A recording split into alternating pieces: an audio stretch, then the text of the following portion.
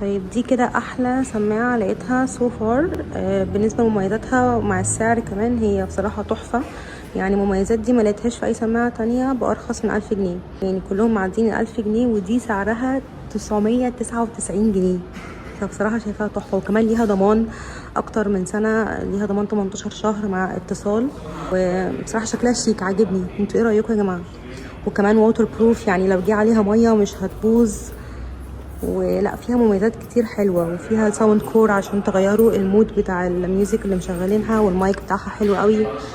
فحاسه ان دي فيها كل حاجه انا ممكن احتاجها بصراحه. سعرها بصراحه مغري موت يعني. قولوا لي ايه رايكم، علشان بفكر اجيبها دلوقتي حالا، يعني ممكن ما استناش حتى بجد اسمع راي حد. هي عجباني جدا وسعرها حلو جدا، سعرها مغري جدا يعني. فبفكر اجيبها دلوقتي. قولوا لي بسرعه يا جماعه ايه رايكم في دي. لو حد عنده سماعه دي قولي، عشان بجد شكلها حلو جدا، سعرها تحفه وعمليه. جبتها خلاص بجد، ما قدرتش افتحها معاكم. هعمل انبوكسنج لايف، لان انا مش قادره بجد استحمل. بصوا شكلها شيك قوي. واو،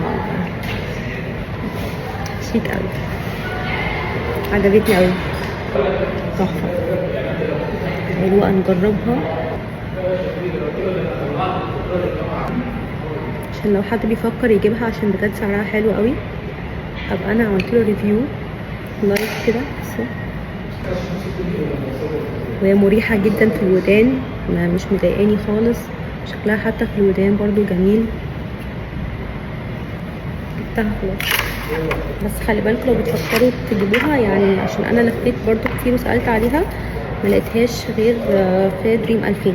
مفيش حد بيبيعها، هي اكسكلوزيف موجوده في دريم 2000. في حاجه اكتشفتها عايزه اقول لكم، بصوا فيها ماجنت كده وانتوا بتركبوا السماعه، هي بتشبك لوحدها بالماجنت.